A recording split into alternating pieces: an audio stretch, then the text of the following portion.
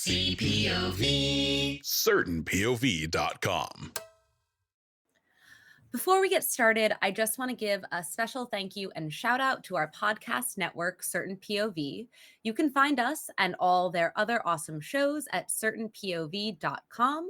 That's CERTAINPOV.com.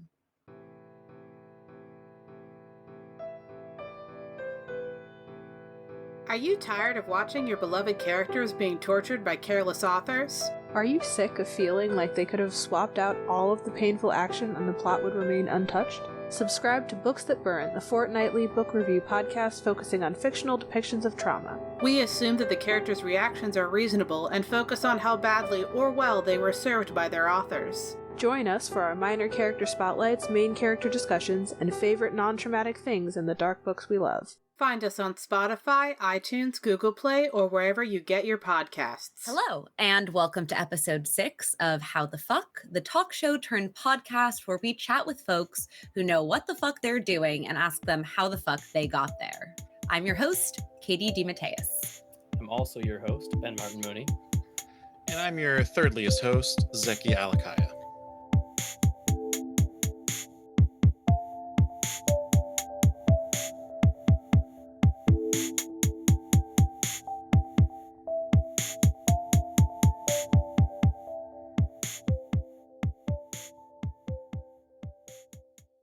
Today, we are joined by a very special guest, Carlo Carlei, a well-known film director with an impressive filmography, including Romeo and Juliet and Flight of the Innocent. Carlo, welcome to the show. Thank you. So Carlo, how the fuck? I don't know. Sometimes you think about it and they say, how the fuck? It's exactly the same feeling that I can give you as an answer, Yeah. So very short and sweet. I mean, or long and less sweet, long and bitter. I don't know. Long and sweet. How did you get into this? What brought you to filmmaking? Well, the reality is that I wanted to be a filmmaker since I was a little kid. I saw 2001 and I didn't understand anything about it because I was 5 years old, of course. But I said, I wanted to be a guy who puts all those stars on a big screen one day. And that was my dream. And when people were asking me, I grew up in this small town in the south of Italy. When people were asking me what you want to do and when you are, when you grow up, and I was saying, I want to be a film director, and people were laughing and thinking I was crazy.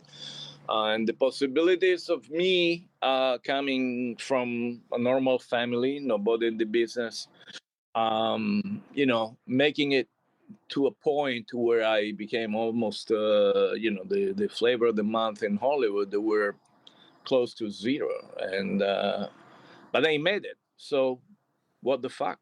So to sort of follow up on that, I mean, your story is quite inspiring. So one of your notable works is the classic adaptation of Shakespeare's Romeo and Juliet, as mentioned. Can you share with us the process of bringing such an iconic story to the screen and how you put your own creative spin on it, as well as maybe discussing a little bit the challenges of bringing something that was written for the stage to a very different context? Yeah. Well, I want to start from the end of it, from the fact that, first of all, the movie was unfortunately, distributed by a company that was on the verge of bankruptcy, and they didn't have enough money to put in marketing costs. And that on the business side. On the creative side, Julian Fellow is the guy who wrote Downtown Abbey and won an Oscar for Gosford Park by Robert Altman. People criticize this decision to abridge a little bit the script and to change some dialogue, etc. So I was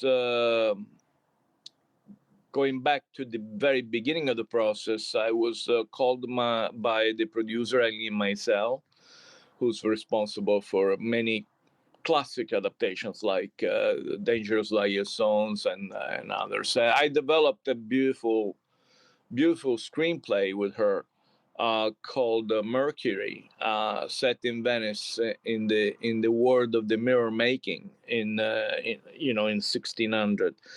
And that project unfortunately didn't happen, like many projects, And she called me and say, "What about Romeo and Juliet?" And I say, "Yes." And she showed me a kind of a treatment, I would say a very slim screenplay by Julian Fellowes that had mostly only dialogue, okay? There was no blocking, no description of the scenes, etc. So somehow you could adapt that. You can shoot that script and set it anywhere over the Himalaya or, at the bottom of the ocean, etc. So my job was to contextualize it and so I came up with the idea of moving the story to a period that I loved, which is the Italian Renaissance, to take advantage of the color palette of those great painters, of that age, and to shoot the movie in real locations like Verona and Mantua, a thing that has never been done before.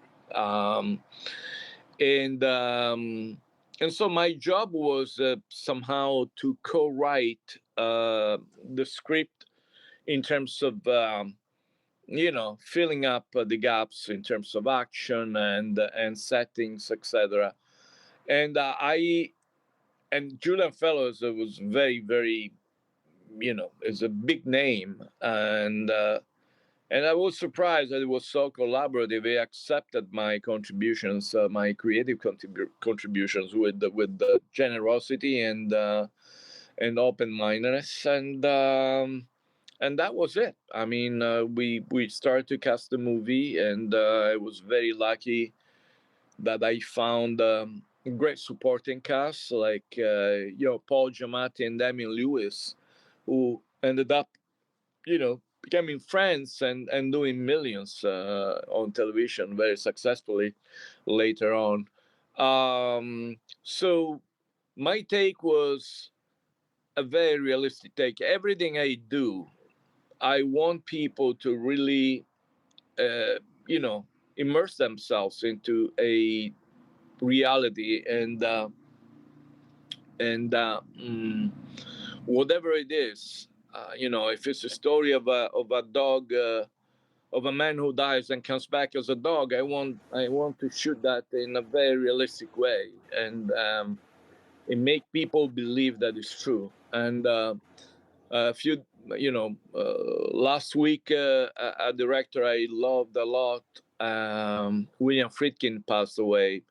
And somehow he's a master for me. He's a model of inspiration. The Exorcist is one of the movies I love the most in my life, and the reason why I loved it is because it was capable of making very, very realistically and tell in a very realistic way the story of a girl who's possessed by a demon. And so for me, that is the paradigm I always use, to make everything, even the most unbelievable situation, to make it realistic and believable and acceptable, emotionally and rationally from, to the audience. That's super cool. It's an awesome way of going about things. We try. So Carlo, you've worked on like a variety of different genres and stories throughout your career. You mentioned, someone who comes back as a dog, even, and Romeo and Juliet in the same, answer to our previous question. How do you approach each new project, and what do you believe? What sets your directorial style apart? Well, I mean, those are two different answers. The first one is that I am attracted by stories that have a very high emotional content, where I can impact people. I'm not saying I can change the way they see things. So I can change them, but maybe I can change a little bit the way they see things. And this happened, with Fluke, which is a movie that originally didn't make a lot of money at the box office, but has become a cult movie. And still today, I get letters from people who really love it.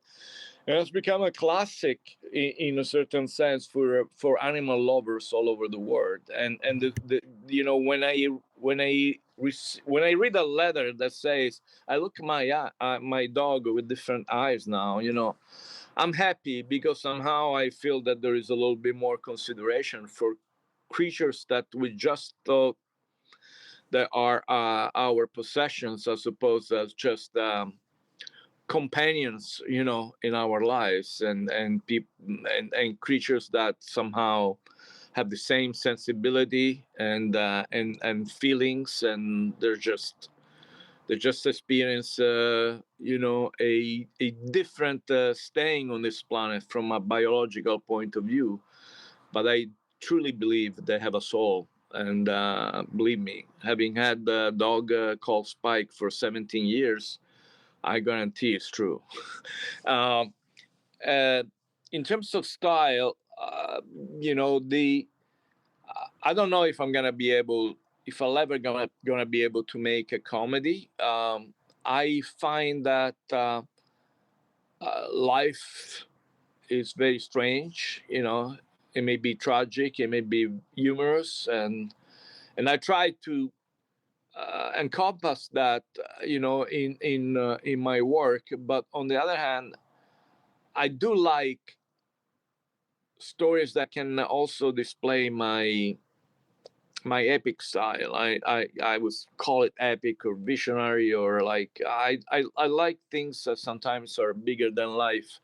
I'm not good with minimalistic stuff. I want to make things that are big. I wish I would have made Interstellar. That would be a film that that would have suited my ambitions, so to speak. I love that. And by the way, I used to watch Fluke all the time when I was little. It was one of my favorite movies. So thank you for that. I just adored it. So yeah, moving on to the next question. Obviously, when you're making a film, it is complex. There's about 1.5 million stakeholders. How do you, as a director, handle the sort of hurdles that come up during production? And what advice would you give to people who are maybe starting out in the filmmaking business around how to overcome some of those hurdles? Well, the most important thing is always to be cool about stuff. I don't fear the complications of a shooting schedule. Change in the weather and things you have to improvise. Those are challenges that I accept because they're part of your somehow of your skills. The ability to solve those problems is part of your expertise in a certain sense. So I'm not absolutely worried or afraid about things that can go wrong, because there is always a solution, and you have to be sometimes very quick and smart about finding those solutions. The thing I somehow I'm worried the most are things that somehow when the production is shortchanging you, when they promise you a location and then you can't get it, or all of a sudden you don't have the budget to do a scene with the 300 extras that you agreed on, and so those are things that drives me crazy. But the advice I give to people that want to enter this business is always try to master the art of really really understanding what budgeting and scheduling is, because it's very important that you also you can be also an asset to the production, as opposed as being on the other side. They're coming up with very, very cost-effective solutions. That's part of the creative process in a certain sense. And also be prepared to face whatever problem would arise, because there are always problems. There is always, especially today with the COVID problem. The last two series, it was especially the one before the last that was shot in full COVID period. I mean, it was trying to put together a list of actors who were available and not sick in bed with the COVID. It was almost impossible. You have to juggle, so we have to juggle with whoever was available. So it can go from that to weather, as I say, and to the unavailability of a certain location at a certain point, and you have to work your way around those obstacles and keep focusing on the story you want to tell. I kind of have a little bit of an unscripted question, if you don't mind. How did you get your first break in the industry? Because we're talking about sort of like starting out and that sort of thing. I know you were saying that where you grew up, it was so unrealistic and such a sort of pipe dream to want to be a Hollywood director. So what was that moment for you where you were actually like got your foot into the door? Well, when I was a Boy Scout, we were doing some readings, like some I call them representations, some scenes that we were acting out, and I was always preferring not to act but to direct the others. So that was I was 10, 12 years old, and I didn't have the money to afford like a camera, even a Super 8 cameras, and I didn't like it was too thin, the film, so to handle. So I was very lucky because I went to Rome to study.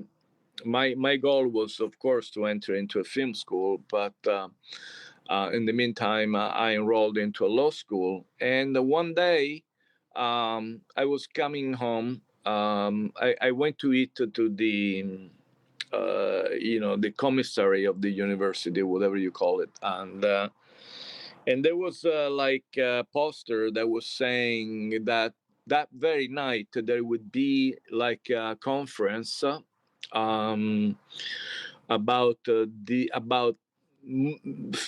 problems in the film industry, and there were a couple of directors attending and a producer, and so I said, well, it would be the usual talk, So I went home, and to go home, you had to go on a bus, and that would take you at the end. On the other side of the city, it would take 1 hour ride. So I went home, and I exited the bus, and then I had like a second thought. I say, after 1 hour ride, what if I'm wrong? What if maybe in this conference I could miss somebody? So I popped into the next bus and I went back, and one of the attendees, was the president of a film corporation that was very big in Italy. And at a certain point, I said, he said, well, what are the problems? What do you think are the problems in the industry? And I said, well, the problems, I raised my hand. I say, the problems are that it's impossible. There is there are no chances for new talent to flourish because there are no film schools. There is only one, and people, only 10 people can go inside if they have a very strong political recommendation. It's not about talent; it's about again being recommended, and So we need a serious school. And the guy says, okay, well, if you want a school, I can use my money and my resources to create a film school. Who wants to enroll? And like 12 of us raised our hands, and the film school was created like that. And That's an insane story. it's an insane story, and that was a chance for me. I studied for 4 years. At the end, I graduated making a real film. I learned from, we had the great directors that were working for, and screenwriters that were working for the various films produced by this big company. And they were like our teachers, and that was the beginning in my, but I had to wait another, I would say, 9 years before I would do something professional after Wow. film school. That's crazy. That's absolutely wild. To just, like from a question to be like, okay, well, I guess I'll just make a film school then. You heard amazing. it here Right? first. If you want to go into something, just ask someone to open a school for you. Talk about DIY. I know, That's right? pretty amazing. Amazing. Well, the thing is, no pun intended, it was a fluke, but somehow, he already had the intention of doing something like that, and that was at the right time and at the right place. And me and other people that actually enrolled in that school and became very famous and important film directors in Italy, like me. That's amazing. That's so cool. I love that. I've never heard that story before. That's wonderful. So sort of piggybacking off of that experience, which is kind of surreal. I'm curious, like since getting into the industry, what maybe the most rewarding experience, or if it's sort of like a defining moment for you, like what that was and how that has impacted your journey in the long run. Sometimes you meet people or just either they have an instinct for talent and they reward themselves, with the discovery of talent, of other people's talent. And in my case, there was a guy called Francesco Pinto, was a guy that worked at in an experimental section of Rai Television. They were doing, experimenting new cameras, okay? And they had a budget to show the potentials of these new cameras that were HDTV, which means high definition television. So those cameras were high resolution. They were like, what the digital cameras are today, but they were analogic. Nothing had been done before. And he said, I still have like $300,000 left. You want to do a documentary to show the potentials of these new cameras? And I said, what if with the same budget, instead of documentary, I will give you a short science fiction film? And he said, well, it's impossible because they invested only on the hardware. There are only the cameras and a modified old generation mixer, but there is no software to do any visual effects. And I say, well, I can do that live on the set, putting different cameras, one on the actor, one on an actor on a green screen, another one on a contribution that will be that I will mix live, in the background, and something in the foreground to show, I don't know, a weird effect like a fog or a little, how you call it, little snow crystals and stuff like that. And he said, how are you gonna do that? Well, they were doing it on film when at the beginning of the movie making process. I can do it with high resolution cameras. And so we did it.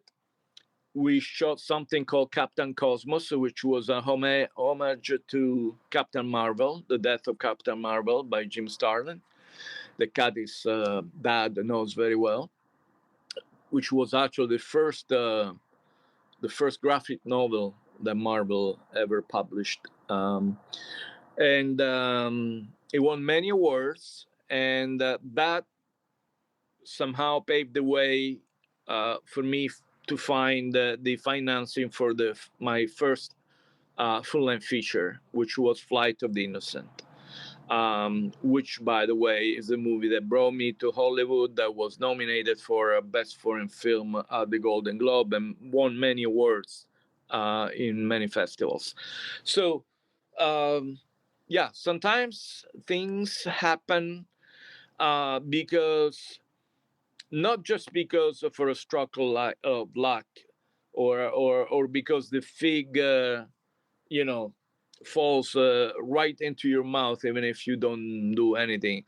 But it's just that if you move around enough, convincing people that you're ready, you're ripe, you know what you're doing, your projects are unique, they have nothing to do with what the people were doing at that time, that you're ahead of time, and then you can be a winner, and you can make them a winner if they associate themselves with you, then things start to happen.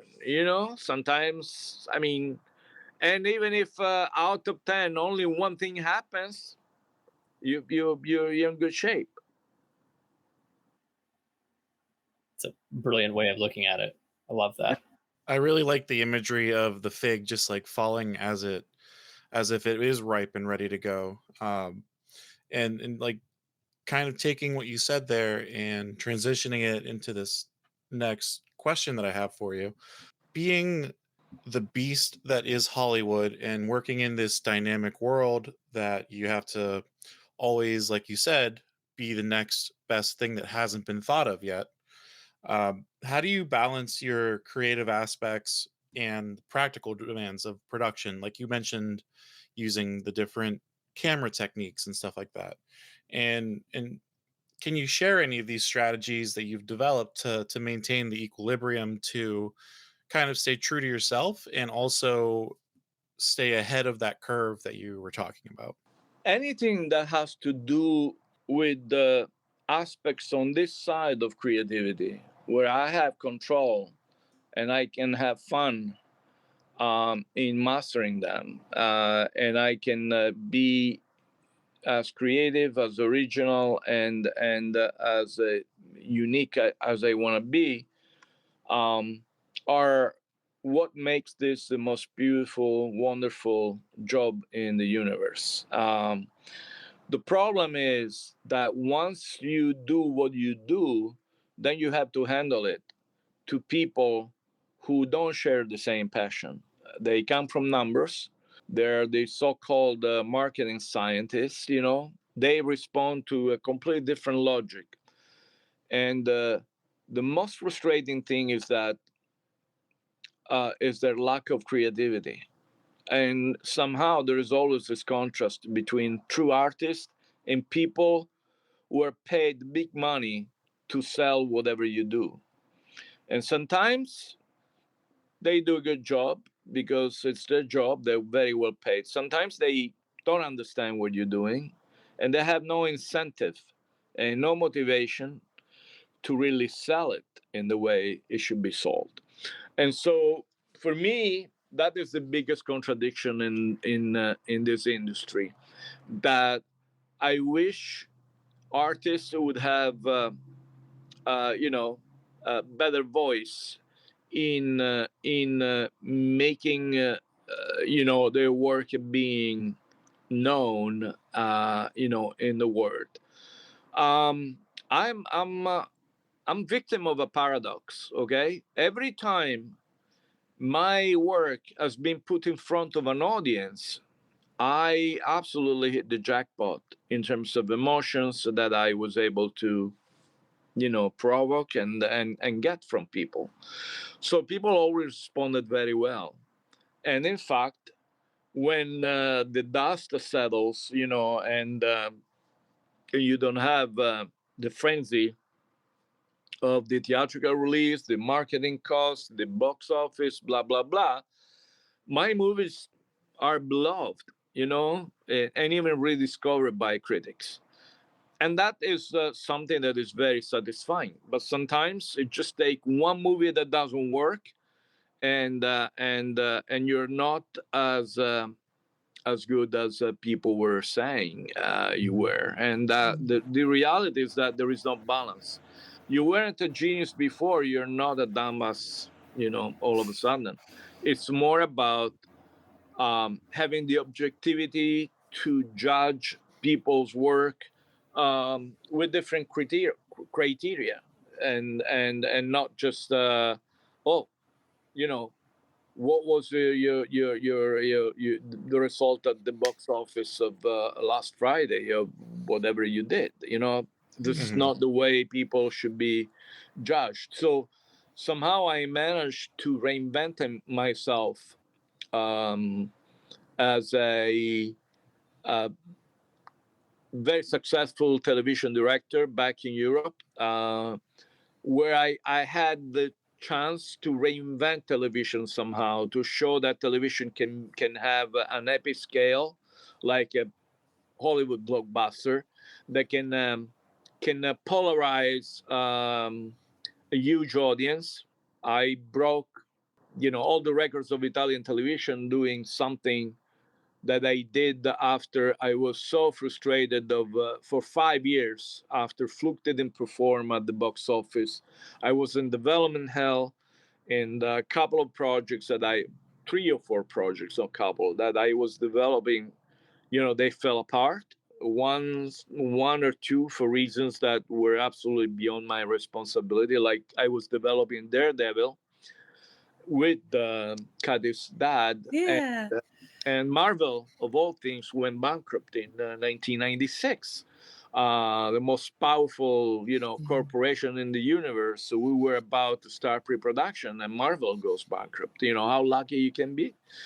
And anyway, so sometimes those are things that you are absolutely beyond your control, and no matter how well prepared you are, there is nothing you can do. You have to accept, and you have to have a plan B, Yeah. or C or D or F, Yeah. simply because if you think you're developing 5-6 projects in Hollywood that 1 out of 6 would go, think better, because sometimes it's more like 1 out of 15.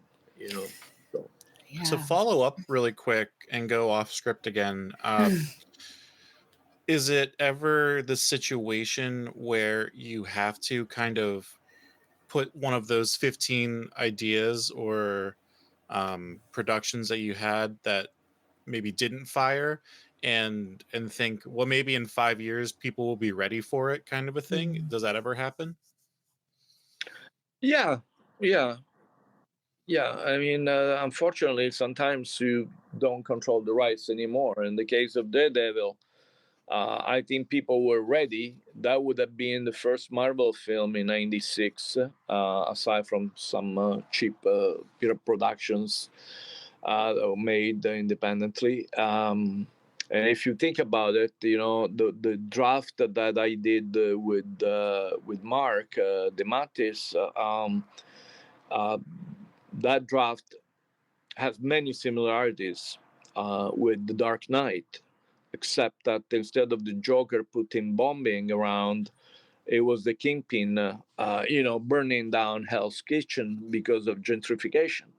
And a superhero movie like that probably was a little bit too edgy in '96, but of course it became the most successful superhero movie ever before the Avengers Endgame in 10 years, 9 years later. So sometimes that's absolutely the case. It's just that if you control the property, it's good, because you can always return to it. If you don't control it, somebody else is going to take advantage of it.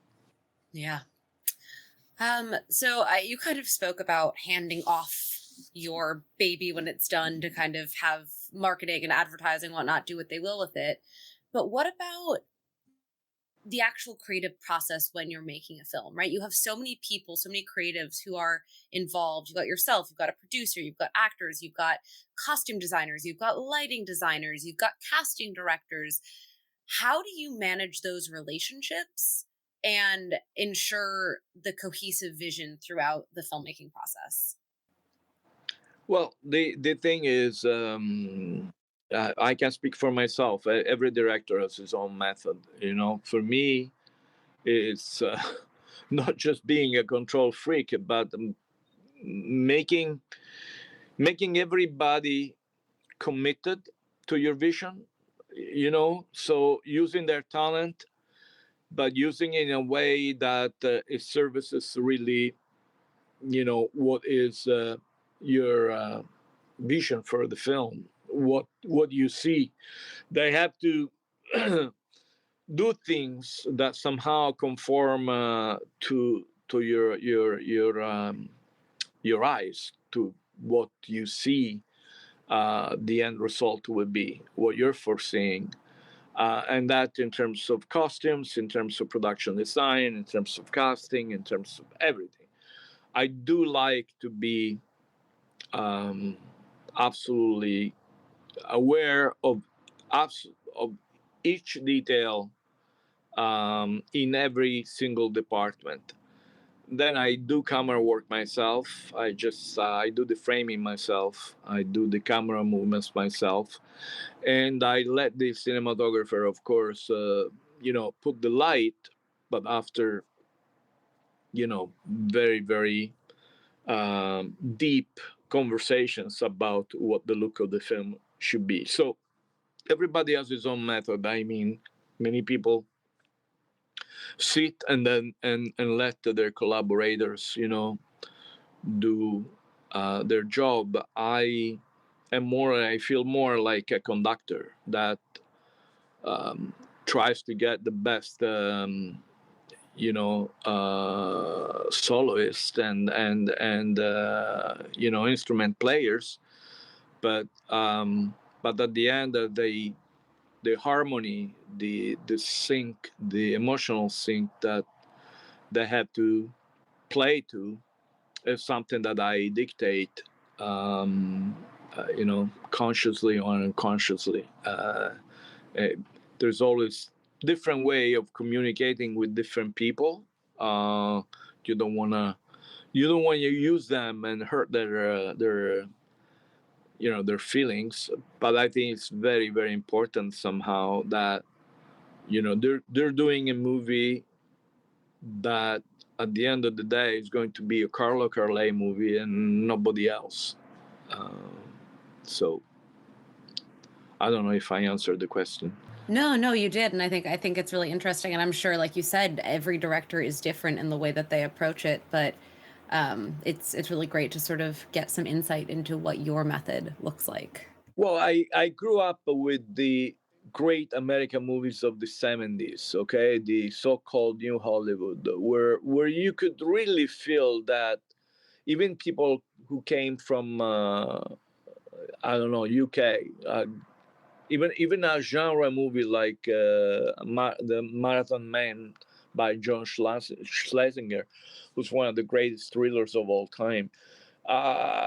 You feel the imprinting of the director in every frame. To Live and Die in LA, or The French Connection, or The Exorcist, to talk about William Friedkin, Mean Streets, or The Godfather. Scorsese's movies are Scorsese's movies, and Coppola's movies are Coppola's movies. So I don't like movies where I immediately detect like a hack behind everything. Something so impersonal, with no style, with no personality behind. I don't like movies made by a committee. I rather have a flawed movie that at least show me that whoever that crazy guy was behind the camera, he really tried and tried hard. And I'm going to tell you one thing which is very important, Katie. In movie history, especially for filmmakers, the most influential movies, the movies that really advance our craft and the art of filmmaking, are not always the very successful movies. Sometimes what people call movies that somehow are all over the place, they're really pioneering, in terms of advancing the visual language. Um, I remember I can tell you 3 or 4 movies, and I like genre movies. I like a lot of like supernatural thrillers, horrors, but like for example, there's a movie called The Keep by Michael Mann, who's a movie that somehow they tried to bury it so many times because it's probably a film that everything that could go wrong went wrong. But it's an amazing film, and even if I know it's a flawed, or even the the David Lynch Dune movie, in my opinion, without digital technology, and even if it was absolutely slaughtered by the producer, I still think it's more interesting that the Denis Villeneuve version that had 10 times the budget and all the leisure of digital technology, digital visual effects. So it's I like to study movies. I like to study movies like I'm an historian that who's studying old books. You know what I mean? What we see today is an array of products for mass entertainment that have, in my opinion, no personality, no soul. So that's why once you see a great movie, you have to cherish that managed to emerge, from the mediocrity of what we're seeing right now on the big screen. I'm curious. I'm gonna go. I have a scripted question, but I have an unscripted one, just based on what you were saying. There's sort of like watching films from the perspective of being a historian, that sort of mindset. I'm curious if there are things that you look for when you sit down to do that, either stylistically or maybe if it's like using a new technology, sort of to look at how it's used. I'm curious, like what your process is around that. There is no method. What it's an instinct. The same way that it comes very natural to you to know how to shoot a movie, it comes very natural to recognize other people's talent. When you see that somebody has put together something where he demonstrates that he knows what he's doing, what the fuck is doing, then it's very, very easy for you to recognize that, and to feel like, okay, here's the guy, Whereas some other times, in my opinion, movies today, sometimes there's no editing. The editing is a process where you can really, really rewrite in a creative way and enhance, the film experience. If you think about how movies were shot and edited in the 60s and 70s, it's amazing. And I'm not talking about pacing. Pacing is a different thing because of, of course, the pacing today is something completely different than it was 40 years ago. But the creative aspects of editing are completely neglected today, and so sometimes you see movies that are edited put together in a way that is so messy that that nobody involved in the film knew what it was doing. There's no craft, there's no language, because there's no awareness of that language, a language that is expressed not only through writing and to shooting, but also through editing, because editing, of course, is how not only how you put together the footage, but how you bring it to the next level, coming up with ideas, with visual ideas, that you didn't foresee before. Think about, I don't know, Point Blank by John Borman, and the way the flash forwards were invented in a thriller. Think about The Conversation by Coppola. Think again about even a movie like The Shining, and those subliminal, or The Exorcist, when with the subliminal shot of the mother coming out of the underground, the subway, and the skull face of Pazuzu, the demon, being used as a subliminal flash. Uh, those things are part of something called art of filmmaking. It doesn't have anything to do with what you see today, in movie theaters, unfortunately. That's very interesting. And I guess sort of piggybacking off of that, because you're talking about like the way that people have pioneered things, whether it's subliminal messaging, that sort of thing. I'm curious, because the film industry is changing continuously, and we have access to new technology on almost a daily basis. I'm curious how you stay up to date with the latest and greatest thing, or maybe it's not the latest and greatest, but maybe it's something that hasn't been used in a way that you see it being used, or see potential for it to be used. I'm curious how you sort of stay on top of that and then integrate it into your creative process. Are you talking about technology, or you're talking about something else? In this case, technology. But if you have other things in mind that sort of fit that bill, I'd say you could answer both ways, or more than two. Well, I don't want to diffuse the importance of the question, but or the relevance of the question. But unfortunately, I think technology is a little bit overrated. There is nothing that can really. Yes, I mean, you have a new arm, or you have a new dolly that is computerized and digitalized, and repeats the movements in a way. But those are tools. Those are toys. At the end of the day, the best new inventions, the best visual effects, the best impact, the best new impact or impactful ideas that can be in a film are all in your eyes and your imagination. The way you can achieve them, yes, today there are so many different tools that can help you do that. But the problem is that the tools should never substitute your creativity.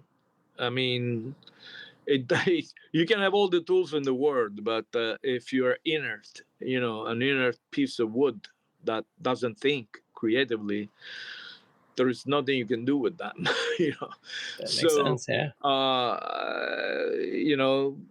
I have to say,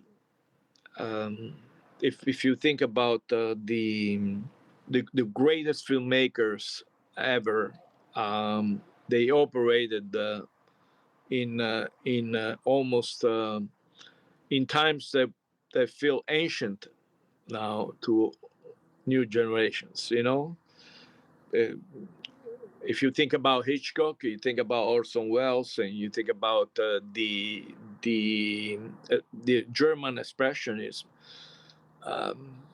Those films are incredibly inventive and groundbreaking. And sometimes I would say that I haven't seen something so groundbreaking in recent years that would allow me to say, wow, you can go big. We were talking about Interstellar, and Interstellar is a film where, of course, near the end, when you see the different levels of the multi-level memory, cells of memory, and the time that is displayed in that way, I think it's a brilliant idea. And of course, it was achieved thanks to the incredible talent and capability of control that Chris Nolan has for technology, and visual effects. But that is an exception, to use a tool like that in creative ways, and not just to do, okay, let's do a very bombastic effect using digital effects. You know what I mean? Yeah. Creating another movie I want to quote, and again, I quote science fiction movies because science fiction movies are groundbreaking, also from a language point of view. Think about 2001. But The Arrival by Denis Villeneuve, in my opinion, is a masterpiece in terms of the circularity of time, and somehow how that affect also the editing of a film. I thought that was that this relationship between time and creative time was absolutely brilliant. It was the best thing that Denis Villeneuve has ever done, in my opinion, and it will stay. You know what I mean? When a filmmaker is able to achieve something like that, even if he makes only one great movie, I admire him, and and I call him really a genius, because that's what that movie is, a work of genius. So is Interstellar, with all the problems that maybe there are in the first part in the story. But again, sometimes you see flawed movies can have sequences that will stay with you forever, and that's the beauty of it. At the end of the day, nobody has ever, I mean, it's not true that a movie should be perfect in all three acts, etc.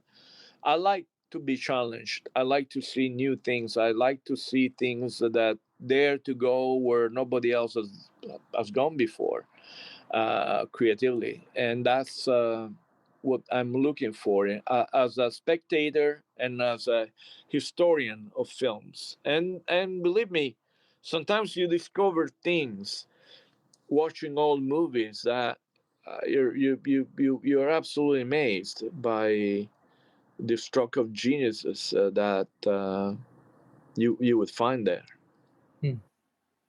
That's very cool. That was a wonderful answer. Thank you. Thank you. We try. We're killing it. So with Hollywood being a highly competitive space, and there being so many different aspiring directors and people in the industry just trying to capture their one limited opportunity, what advice would you give to an emerging filmmaker looking to break into the industry, and how can they distinguish themselves in a crowded field? Is it something that you have to go back and review your history, as you're talking about here, and take those strokes of genius and try to subvert them or come up with something different? Or not all these aspiring directors are able to get a school made for them, but they have to break into it somehow. So how would you, what advice would you give for that? Well, things are different today than when I tried to break into this business. I would say that talent was a little bit more rewarded back then, regardless of the color of your skin, your sexual inclinations, your gender, etc. It was just about talent. Today, you see that on one side, it's a system that has become overprotective about minorities, and that is a very good thing, because probably they've been neglected in the past. I just don't feel that though that should be another another limitation in a certain sense. I think that I like freedom. I like freedom in every sense, and freedom should be. It's a very difficult concept and situation to manage, because it's easy to make mistakes. But I would say that today it's more difficult than it used to be. There is more competition, yes. There are more venues where you can bring your work, because the streaming platforms and and nothing, because the film industry doesn't exist in the same way. They were making 500 movies a year when I came to Hollywood. Now I don't know how many they're making, but between studio movies and independent movies, I don't think they reach 120 or 130. But aside from that, and also let's not forget that televisions and cable, they produce less product. So somehow there is more competition and less venues where you can demonstrate your talent and make people hire you. So I have no advice if not believe in your story. There will be always need to tell good stories, and there would be always a need to sell to an audience a good story, and that's what you have to hope for, that your story is good enough and interesting enough. You have to listen a little bit and watch a lot of what is successful today, so you can not conform yourself, because if you can keep your voice as unique as possible, that is a plus. But on the other hand, I think it's also important to keep an eye on the marketplace and trying to understand what is feasible today, in terms of audience taste, but also executive taste. There's a I came to Hollywood when there were still people were, son of a Hollywood legend running a studio, or an actor's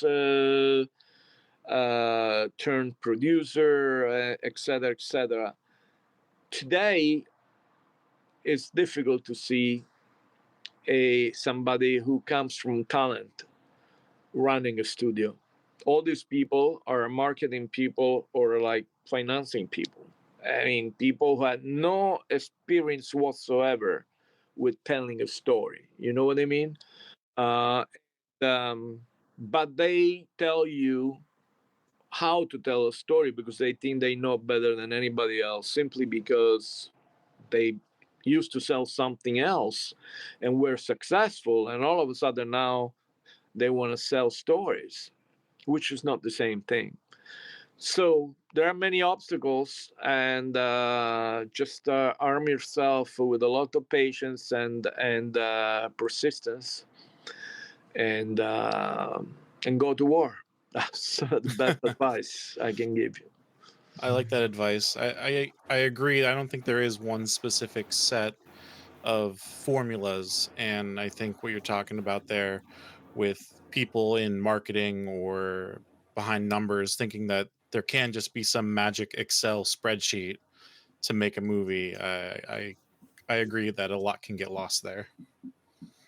Actually, to be honest with you, even if they are denying that there is any algorithm, dictating, the production of films or series, etc.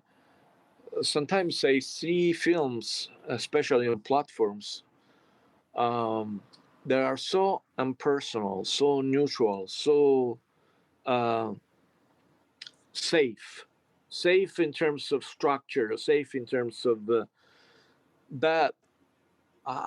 They look like they're generated by AI, um, and that's scary. Simply because what is the most scary element of all is the fact that you see, you detect no soul behind those products. They're soulless, cold, and absolutely, programmed. They seem like being programmed by a computer. No matter how sophisticated the software's got, Yeah. Yeah. All right, this is kind of switching gears and sort of staying on the same topic weirdly, but we ask this to all of our guests, and I'm curious, what are some common misconceptions that you come across when you're interacting with people or reading things online from folks who don't make films about what it's like to be a director, what it's like to be a filmmaker? Like, what are some things that you hear that you're just like, well, that's completely not right? Well, first of all, that you're very rich as a director, that's not true. Unless you're Steven Spielberg or James Cameron. Just kidding. Misconception about directors. I don't know. I think it's a very, very tough job. It's very hard. It takes a toll on everything, even in your health in a certain sense, because it's so demanding, and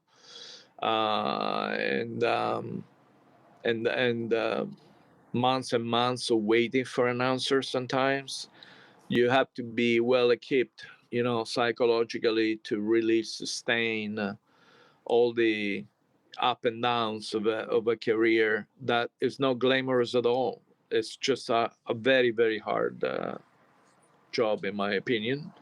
And that's probably the most common misconception, thinking that we're doing something that is easy and glamorous, whereas it's incredibly difficult and can be very, very stressful as well. Yeah, I feel like that's a common theme we hear from all the different people we speak to in various facets of creative industry, that it is hard and that you have to really fucking love it for it to be worthwhile. Well, I wouldn't know what else to do. I'm not able to hang a painting, the only thing I know what to do is to cook, simply because for me, it's like making a movie. You have different ingredients, so you have to put them together, and it better tastes as good. Also, you're Italian, so you're just contractually obligated to have to know how to cook. Exactly. Well, we're on our last question here, which may be an easy one, maybe not. What is your personal favorite project that you have worked on? In the past? Yeah. Would like to know about the future, though, if that's an what's option, your favorite because future that'd be fun too. I would say the first one, because the first film, it's really like entering a portal, and where everything changes, because what you thought was theory before, it becomes practical. So your dreams come to life, and you are the witness of your own capabilities of making that magic happen. So it's a very gratifying process, instantaneous process, where all of a sudden okay, it's like Harry Potter doing the first trick for the first time, the first magic trick. Okay, it's where you realize and became self-aware of your capability of doing wonder. And that is absolutely, no matter how better how you can improve yourself, how better things you can do later, etc. But that is a rite of passage that is absolutely unforgettable. Okay, so and to see all the different stages, and at the end to see the finished product, I made it, and That's a very, very magical state of mind. It's very unique. Especially if the movie is successful, especially, and I know right away if a movie works or not, because if I'm moved by what I've done, I know other people will be moved. You know what I mean? Mm. But I have to say, I apply the same commitment, which I know it sounds like a technical word, you know what I mean? But it's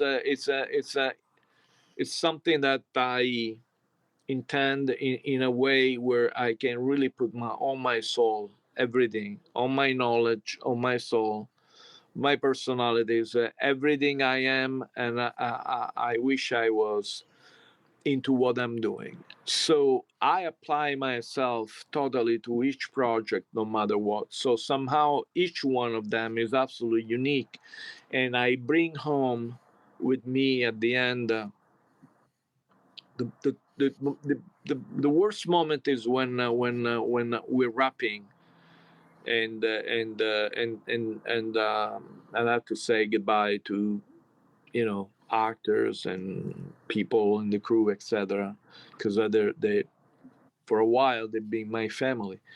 Um, the future, to answer Kathy, is always that project that that somehow more perfectly than everything you've done before encompasses your talent, your sensibility, your capability of your ability as a storyteller.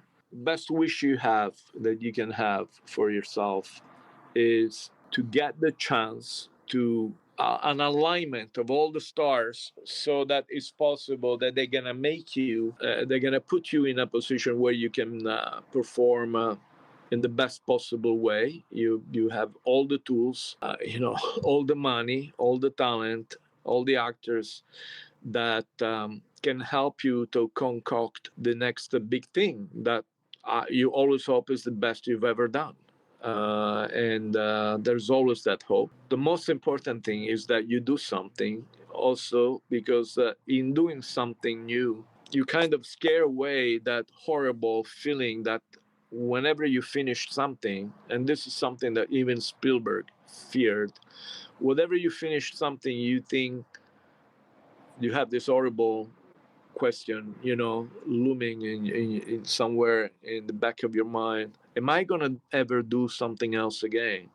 There would be a next film, and so the first achievement on returning to the set is that for sure you're doing something else.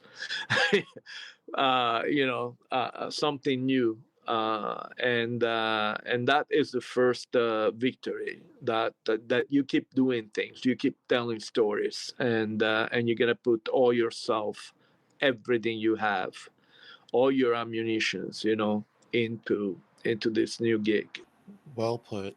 Speaking of all of these things that you're putting into every new thing, do you have any recent works that are? I know there's a strike going on right now, so you may not have anything coming out in the immediate future. But do you have anything that has recently come out that you'd like to plug for the audience, or anything that you do know that is far enough in production that it's going to be coming out soon?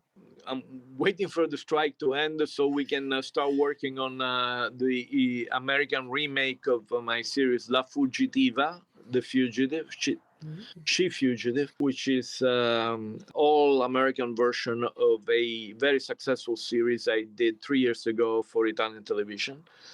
And then I'd like to take a break from television for a while, and making one, two, maybe three movies in a row, because I think I am now ready to go back and do something for the big screen. I have this urge. I have three beautiful stories I want to tell, and then while I'm developing other television, stuff, I want to shoot these movies almost back to back, and and have again that feeling, maybe half box office, a half streaming, whatever whatever the venue is going to be. I just wanna feel again the joy of having a product of mine being seen all over the world, as opposed to just a single nation's television. Yeah. Well, thank you so much for sharing your experiences and your wisdom with us, Carlo. It's been an absolute pleasure having you. Until next time, I'm Katie. I'm Zeki. And I'm Ben. And this has been... Oh, sorry. Say it. Thank you for joining us. Yeah, thank you. Yeah, thank you. And what I was going to say was, this has been How the Fuck. A really solid, cohesive ending to that. I think we nailed it. But yeah, in all seriousness, Carlo, thank you so much. This was great, super insightful, and yeah, I was just a joy to have you. I still can't get over your story about the film school being created. That's just that's crazy. That's an amazing story. Yeah, it is. Okay, guys, it's been a pleasure. Thank you so much. Katie, say hello to Dad. I will say hello to my dad. Okay. All right. Bye-bye. Thank you so much, Carlo. Bye-bye. Bye-bye. Bye-bye. And until next time, I am Katie. I'm Ben. And I'm Zeki. And this has been How the Fuck.